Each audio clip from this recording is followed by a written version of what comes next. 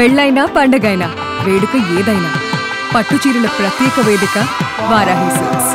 సాంప్రదాయానికి సౌందర్యానికి వారధి. 2024 కంప్లీట్ అయిపోయింది. సో నెక్స్ట్ వచ్చేది 2025 2025. సో ఏ విధంగా ఉండబోతుంది అంటారు? ఎందుకంటే కలిసి వచ్చే అవకాశాలు ఉన్నాయి. ఎందుకంటే ముఖ్యంగా 2024 మనం చూసుకున్నట్టయితే సో ఇటు ఇండస్ట్రియలిస్టులు కానీ అలాగే పొలిటీషియన్స్ కానీ ఇటు సినీ ఇండస్ట్రీలో కూడా కొన్ని డిఫరెన్స్ అయితే మనం చూడడం జరిగింది. సో రానున్న 2025 ఏ విధంగా ఉండబోతుంది అంటే ఏం చెప్తారు మీరు? అంటే మీడియా సోదరులకి ముఖ్యంగా యాంకరింగ్ ఫీల్డ్ మనం డిజిటలైజేషన్లో ఉన్నాం, సోషలైజేషన్లో ఉన్నాం. So we are very near to the society. So people should know what is reality about our Sanatana Dharma. మన శాస్త్రం, మన గ్రంథం ఉగాది కాబట్టి 2025 జాతకం అనేది ఊహతో చెప్పేదే. సో మనకి మార్చ్లో జరగబోయే ఉగాది పండగే మన జననం గమనం ఆది బీజం సనాతన ధర్మం. అంటే 60 సంవత్సరాల చరిత్ర, 60 సంవత్సరాల్లో అదే ఇయర్ రిపీట్ అవుతూ ఉంటుంది మనకి. అలా రాసి ఉన్న క్యాలెండరే ఉగాది విశిష్టత. ఉగాది విశిష్టతలు ఏమేమి రాసి ఉంటాయి మీకు అన్నీ తెలిసే. చేదు, పులుపు, తీపి అన్నిటితో కలిపిన ప్రసాద స్వీకరణ. ఉగాది నుంచి మొదలైన మన చరిత్ర అటు మహంకాళి ఇటు పరమశివుడు భీకరమైన ఆలోచనలు రాసి ఇచ్చిన ఆ పంచాంగమే మనం ఓపెన్ చేసి చెప్తాం. కొంతమంది కూర్చొని గురువులు చెప్తారు. సో 2025 అనేది మన సంవత్సరికం కాదు.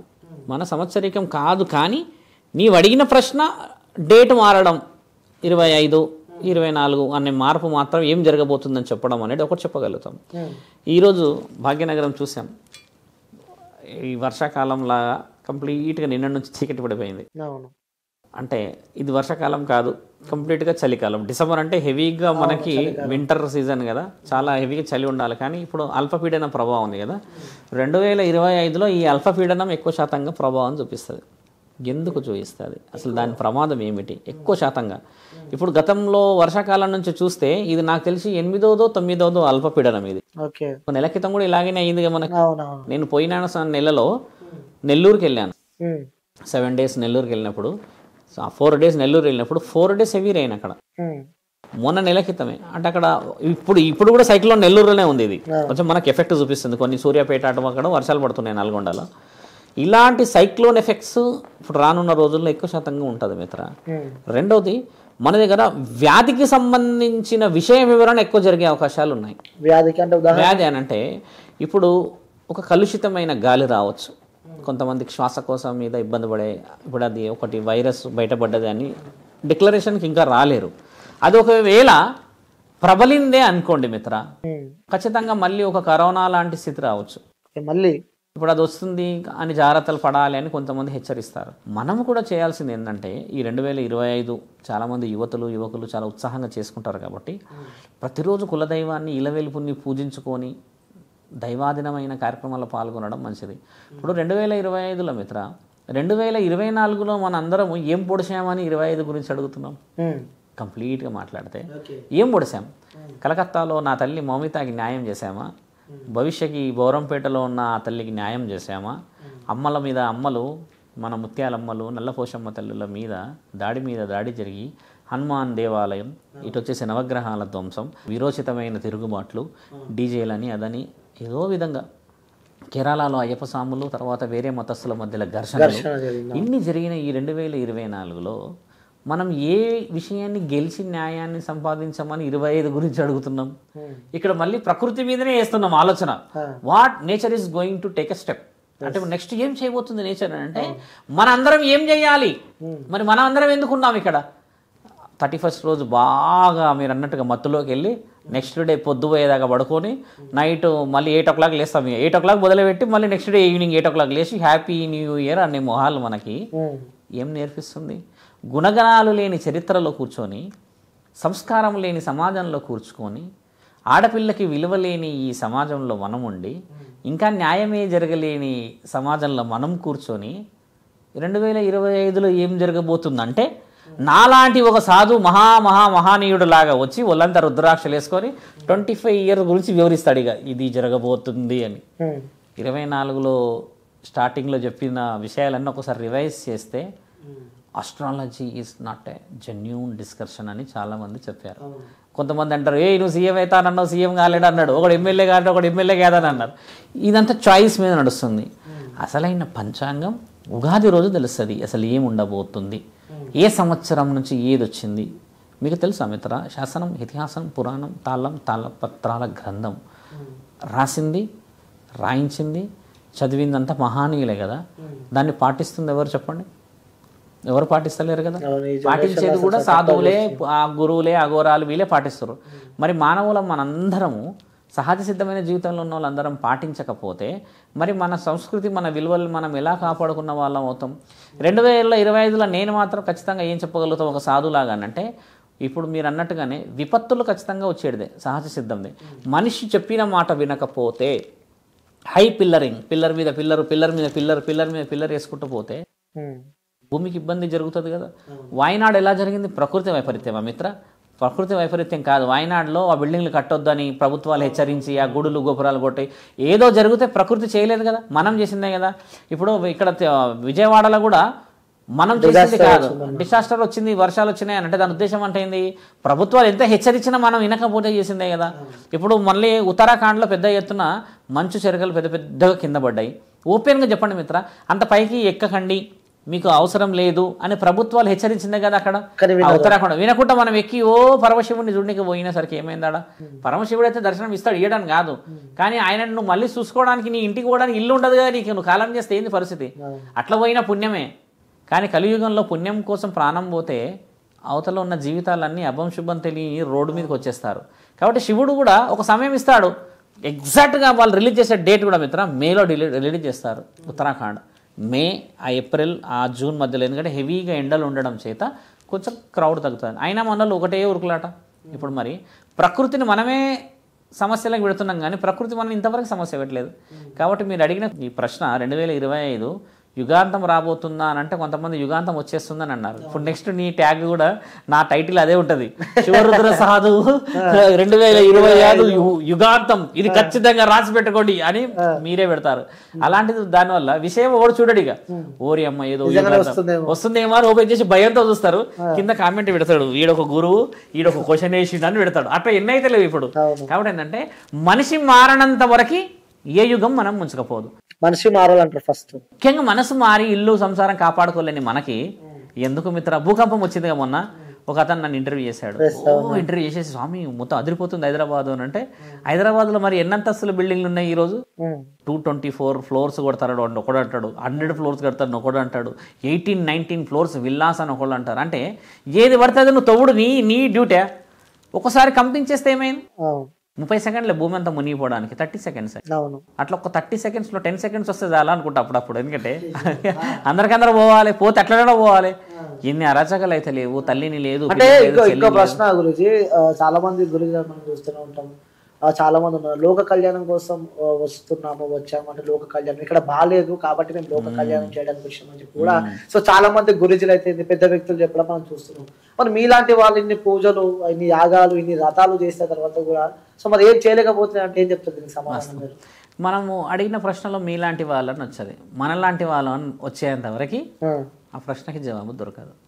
అంటే అందరం కలిసి చేయాలి, అందరం కలిసి ఏకమై చేసిన యాగం, అందరం కలిసి చేసిన ఒక మీరన్న హోమం, అందరం కలిసి చేస్తున్న ఏదైనా దైవాధీనమైన మంచి కార్యక్రమాలకి విలువ అప్పుడు వస్తుంది.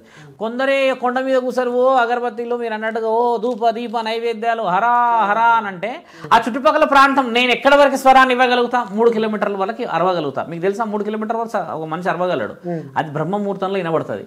ఎక్కడో అరిస్తే అక్కడ దాకా వినబడుతుంది. అంటే 3:30 నుంచి మార్నింగ్ మనం మ్యాక్స్ టు మ్యాక్స్ 4-4:30 మధ్యలోనే అయిపోతుంది. ఆ సమయంలో పూజలు చేసుకుంటాం కాబట్టి నా గొంతు ఎక్కడ వరకు వినబడుతుందో 3 కిలోమీటర్ల వరకు, అక్కడ వరకు ఎలాంటి కలుషితమైన వ్యాధి రాకుండా చూసుకునే బాధ్యత నాది. అట్లా మరి గ్రామంలో ఉన్న దేవతలు, గ్రామంలో ఉన్న పెద్దలు, పురోహితులు, సాధువులు, రక్షకులు, మరి పీఠాధిపతులు, వటాధిపతులు, గౌరవనీయులు, మీరు అన్నట్టు అందరు ఆచార్యులు, వీళ్ళందరూ అందరూ కాపాడుకుంటేనే మీరు అన్న ధర్మం కాపాడబడుతుంది. ప్రతి ఒక్కరు రావాలంటే, అందరు రాకపోతే ఎట్లయితుంది? ఈ రోజు కార్యక్రమము సనాతన హిందూ ధర్మ కార్యక్రమం చేస్తున్నాం మిత్ర. ఎంతమంది వచ్చారు? మొన్న 108 మంది గురువులు వచ్చారు, కొంతమంది ఛానళ్ళలో వచ్చారు మిత్ర. వచ్చేసి అక్కడ మాట్లాడుతున్నల్లా ఎక్కువ శాతంగా నేను గమనించింది ఏంటంటే హిందూ ధర్మంపై జరుగుతున్న విషయ వివరణలే మాట్లాడుతున్నారు. మనం జాగ్రత్త పడాలి అని చెప్తున్నారు కదా. నేనేమంటున్నానంటే ఒక సభకి సనాతన ధర్మం అని పేరు పెడితేనే 100 మంది వచ్చారు మిత్ర. అక్కడికి 1,00,000 మంది రావాలి ఖాళీ, కానీ 100 మందే వచ్చారు. 1,00,000 మంది వచ్చిన రోజు, అందులో 20 సంవత్సరాల లోపు ఉన్న యువకులు వచ్చిన రోజు నా ధర్మం గెలవబడుతుంది. అప్పటిదాకా అక్కడికి ఎవరు వస్తున్నారు? పనులన్నీ పోయిన వాళ్ళు, నెత్తికన్ని కలర్ వేసుకున్న వాళ్ళు, ఆడవాళ్ళు, ఇంకా ఓపిక లేని వాళ్ళు, దైవాధీనంలో ఉండాలని కొందరు అంటారు కదా, 50 సంవత్సరాలు దాటిన వాళ్ళు, వీళ్ళందరూ వస్తున్నారు. అంటే వాళ్ళందరూ మనశ్శాంతి కోసం వస్తున్నారు, అదే వారి ధర్మం. మరి యువకులకి మనం ఒక వైనం నేర్పించకపోతే భవిష్యత్తు ఏంటి? మరి నేను చెప్తుంది కూడా అదే. ఇప్పుడు 5వ తారీఖు గన్నవరంలో ఉంది, 10 లక్షల మందితో ఉంది పెద్ద ఎత్తున. 23వ తారీఖు రోజు వచ్చేసి సనాతన హైందవ శంకారామం అన్న పేరుతో హైదరాబాద్లో సుమారు 25 లక్షల మందితో పెద్ద ఎత్తున సభ ఉంది. ఇలాంటి సభలకు ఎంతమంది వస్తున్నారు తెలుసా మిత్ర? ఇంకా కొంతమంది అలా రెస్పెక్ట్ ఉన్న వాళ్ళు వస్తారు. అంటే ఎవరి లైఫ్ లో డే టు డే లైఫ్ లో ఉన్నారు. అన్నదానం ఉందంటే అందరూ వస్తారు, ప్రశాంతంగా తిని వెళ్తారు. ఏ దానం లేదంటే ఏ దానం లేదంటే ఇక నువ్వు అన్నట్టుగా నాలాంటి సాధువు కూర్చొని హర అనుకుంటాలి. శివుడు కూడా హర అంటాడు. ఇక శివుడు నేను శివుడు, లేదా పురోహితులు. ఒక సాధువుని చూసి ఒక సాధువు గురించి మాట్లాడుకోవాలి. మీరందరూ యువతులందరూ ఏకం కాకపోతే మరి నా శాస్త్రం, నా ధర్మం ఏ విధంగా కాపాడబడుతుంది? ఒక ఆడపిల్లకి సంస్కృతి సౌభాగ్యాల గురించి, సంసారం గురించి మనం నేర్పించకపోతే ఈరోజు ఎంతమంది ఆడపిల్లలు కడుపుతో ఉండి వెళ్ళి చూడండి, ఆ ఎల్బీ నగర్లో ఉన్న ఫ్యామిలీ కోర్టులో where is my husband madam అని అడుగుతున్నారు. ఎవరిని అడుగుతున్నారు తెలుసా మిత్ర? లాయర్లని, కోర్టులో ఉన్న న్యాయాధికారులను ఏమడుగుతున్నారు? మా ఆయన మా దగ్గరికి వస్తాడా అమ్మా అంటాడు. ఏమ్మా, లాయర్ల దగ్గర పోయినప్పుడు, గొడవలు అయినప్పుడు, చేసినప్పుడు కుటుంబాలను కోల్పోయేలా చేసింది ఎవరు? నీ క్షణిక ఆవేశం కదా. ఆ పురుషుడు చేసిన కొన్ని ఆ కార్యక్రమాల కంటే ఆ తల్లిదండ్రుల సంస్కారం నేర్పినట్టే కదా. తల్లిదండ్రులకు సంస్కారం నేర్పిన ప్రతి కుటుంబం బాగుంది ఈరోజు. అలా సంస్కారహీనులైన వాళ్ళే, మద్యానికి బానిసలైన వాళ్ళే ఈరోజు కోట్ల చుట్టూ తిరుగుతున్నారు. మరి సనాతనం ఏ విధంగా కాపాడబడుతుంది అంటే ఇంటి నుంచి కాపాడబడుతుంది. ఇంట్లో ఆడపిల్లలు వాళ్ళ కడుపులో పుట్టిన పిల్లల్ని కాపాడుకుంటే, అక్కని, చెల్లెని, తమ్ముడిని గౌరవించబడిన ఆ పురుషుడు ఆ ఇంట్లో ఉంటే అది కదా మిత్ర ధర్మం. శివరుద్ర సాధువు మైకి పట్టుకొని అరిస్తే అది ప్రచారం అవుతుంది. అంటే అందరం కలవాల్సిన సమయమే. ఈ రోజు అందరం కలవకపోతే నేను రాసి మీరు మాట్లాడిన మాట ఈ టైటిల్ పెట్టుకోవచ్చు. ఈ రోజు మన అందరం కలవకపోతే కలవడానికి రోజులు లేవు. ఎందుకు లేవు? రుజువులున్నాయిగా. ఎక్కడెక్కడ మతోన్మాదులు ఏ విధంగా వస్తున్నారు, ఏ విధంగా సనాతన ధర్మం అంటూ, నా ధర్మం అంటూ, నీ ధర్మం అంటూ, పరధర్మం అంటూ ముందుకొచ్చి మనల్ని ఈరోజు ఏం ఇబ్బందులు పెడుతున్నారు. ఒకసారి సనాతన ధర్మం అనే మీటింగ్ వీడియోస్ చూస్తే అక్కడ ఒక్కొక్కళ్ళ రక్తం బయళ్ళైతుంది మిత్ర. ఏ శాసనంలో ఉన్నాము, ఏ గ్రంథంలో ఉన్నాము, ఎక్కడిది నా హైందవ సంస్కృతి, ఎక్కడిది నా భారతీయ సంస్కృతి, ఎక్కడిది మన సప్తఋషులు ఇచ్చిన మన యొక్క గోత్రం, ఎక్కడిది నా సంపద, ఎక్కడిది నీ సంపద? ఈ సంపద నన్ను వదిలిపెట్టి ఎవడో ఎక్కడి నుంచో దేశాలు దాటేసి వచ్చి ఆడపిల్లలని ఇబ్బంది పెట్టి, గుడులు గోపురాలను ఇబ్బంది పెడుతున్నా మనము ఒక సనాతన హైందవ సంస్కారంతో ఒక కార్యక్రమం చేస్తే రావట్లేదుగా. ఏ నిద్రలేస్తలేమా మనము? ఈరోజు నీకు 20 ఏళ్ళు 30 ఏళ్ళు ఉన్నాయి మిత్ర. మీ నాన్నకి ఒక 60 ఏళ్ళు ఉన్నాయిగా. మీ నాన్న ఉండడన్న ధైర్యంతో ఉన్నావు కదా. నువ్వు బెట్ చేసి ఛాలెంజ్ చేసి చెప్పు, నీ పిల్లలకు నువ్వు ధైర్యం కావాలి. నువ్వు కాగలమా ధైర్యం? నీకే ధైర్యం లేదు మిత్ర. నీ పిల్లల్ని ఎలా చేస్తావు? నీ పిల్లల్ని పోషించగలవా? అందుకనే మన హైందవ సంస్కృతి గట్టిది అని చెప్తున్నాం. ఋషి పరంపర్య మనది. నీ గురువు దగ్గర ఉన్నావు, నువ్వు గురువులాగా కావాలి. ఒక ఏకలవ్యుడు గురువు లేకుండానే ఆ గురి పెట్టగలిగాడు బాణంతో. బాగా గుర్తుందా? ఒక దుర్యోధనుడు, ఇప్పుడు పాండవులు వాళ్ళకి ఎంత శక్తి ఉన్నదంటే దేవాది దేవతల్ని సహించే వాళ్ళు ఏదైనా చేయగలుగుతారు. మహాభారత యుద్ధం చేశారు. కౌరవులు కూడా యుద్ధ వీరులే.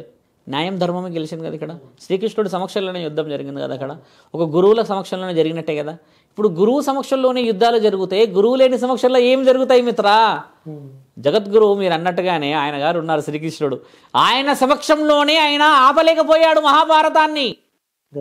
ఆయన లేని సమక్షం అంటున్నా నేను. ఇప్పుడు ఎలా ఆపగలుగుతావు? అలా మనలాంటి వాళ్ళు బయటికి వెళ్ళినప్పుడు ఏమంటారంటే వాళ్ళు, ఎల్లవా నీ పన్ను చూసుకో, నీ పీఠం ఏదో, నీ మఠం ఏదో, నీ గుడి ఏదో, నీ గోపురం ఏదో, సన్యాసి అడుక్కుంటూ పో అంటారు. మన సంస్కృతి మనకే విలువలేని శాసన గ్రంథంలో పుట్టిన మనకు మరి వేరే దేశస్తులు వచ్చి పొడుస్తున్నారుగా. ఆ పోటు బాగుందా? ఆడపిల్లల బట్టలన్నీ తీసేస్తున్నారుగా. ఆ సిగ్గు బాగుందా? విలువలు లేని సమాజంలో ఉన్నాముగా. బాగుందా? మద్యం మత్తులో సగం మంది చచ్చిపోతున్నారు. బాగుందా? ప్రేమ విఫలమై సగం మంది హ్యాంగింగ్ చేసుకుంటున్నారు. బాగుందా? ఎవరు ధైర్యం ఇవ్వాలి? కుటుంబంలో తల్లిదండ్రులు ధైర్యం ఇవ్వాలి. మరి ఆ తల్లిదండ్రులకే ధైర్యం లేదంటే ఆ తల్లిదండ్రులకు సంస్కారం ఎక్కడి నుంచి రావాలంటే వాళ్ళ తల్లిదండ్రులకు సంస్కారం ఇవ్వాలంటే ఆ సంస్కారం రావాలి అంటే మరి నీకు గురువు కావాలి, ఒక గుడి కావాలి, గోపురం కావాలి, శాస్త్రం కావాలి, గ్రంథం కావాలి. దాన్ని పాటించడానికి ముఖ్యంగా నీ మనస్సాక్షి కావాలి. నీ మనస్సాక్షి లేని నీకెందుకు మిత్రా? గుడికి వెళ్తావు, ఒక పువ్వు పెడతావా, సాండి నాకు గవర్నమెంట్ జాబే రావాలి లేకపోతే నువ్వు లేనట్టే అంటాడు ఆడ. ఎవరయ్యా నీవు అసలు? ఒక పువ్వు పెట్టి దేవుడిని ఆశిస్తావు. ఏమి ఆశించింది? నిన్ను పూజించింది చేయింది నీకోసం ఆయన రావాలా? నీ దేవుడు ఎక్కడున్నాడో చూయించి అంటాడు. నిజమే, దేవుడు లేడుగా. నీవు పూజించినంత వరకు ఏ దేవుడు వస్తాడు మిత్ర? భక్త కన్నప్ప రాసించాడు శ్రీకాళహస్తిలో, తండ్రికి కన్ను పోతుంటే తీశాను అని. ఈరోజు అలా అంత నిజమైన ప్రేమికులు ఉన్నారా? అంత నిజమైన భక్తుపరులు ఉన్నారా? ఎక్కడ శాస్త్రం మిత్ర? ఇది మన శాస్త్ర గ్రంథంలో ఏమి రాసిందంటే మనసుతో గెలిచి చూడు అని రాసున్న మన శాస్త్రము మనుషుల ద్వారా గెలిచి చూపిస్తున్నారు. 20 మంది వస్తారు, ఇక మంచోడు అన్నోని ఏం చేస్తారు? వాడిని పిచ్చోని చేసి కొట్టిపోతారు, ఆగం చేసేస్తున్నారు. అంటే 20 మంది కలిస్తే 21 అవుతాం అనేది ఆలోచించి 20 మంది ఒక్కరిని కొడుతున్నారు చూడు. ఆ శాస్త్రమేగా ఈ గ్రంథం. ఈరోజు బంగ్లాదేశ్లో చిన్మయ్ దాస్ అరెస్ట్ అయ్యారు. ఏమన్నారు ఆయన? ఎందుకు అరెస్ట్ అయ్యారు? బాగా గమనించు. హిందువులు కాపాడాలి, ధర్మం గొప్పది అని అంటే అవతల వ్యక్తులు పైశాచికత్వంగా తీసుకెళ్లారు. ఎక్కడున్నారు హరే కృష్ణ వాళ్ళు? ఎక్కడున్నారు ఇస్కాన్ వాళ్ళు అని అంటే భయం. పీఠాధిపతులు ఎందుకు వస్తలే? భయం. ఆ భయం ఎందుకు అంటున్నాను? మనందరం ఏకం కాకపోతే, భయం రాకపోతే ఇంకేం వస్తుంది? మరి అందరూ కలిసి కొట్లాడాలి, ధర్మం కాపాడుకోవాలి, సభలకు వెళ్ళి రావాలి, గుడిలు గోపురాలలో మంచి మీటింగ్స్ పెట్టుకోవాలి, శాంతి భద్రతలను కాపాడుకోవాలి. భిన్నత్వంలో ఏకత్వం అన్నది దేనికోసం తెలుసా మిత్ర? అందరం కలుసుకొని పోవడం అన్నారు. ఇక్కడ నీ ఇల్లు నీ సంసారం ఉంటే మరి నీ ఇల్లు మునిగిన తర్వాత ఎట్లా? ఎన్ని మునుగుతలేవు మిత్ర? గొప్పదే మన సంస్కృతి, కాదంటలే. దాన్ని గొప్ప నుంచి బలహీన చేసింది మనమే. అలా చేయకండి అంటున్నా. సనాతన ధర్మానికి రండి అందరూ.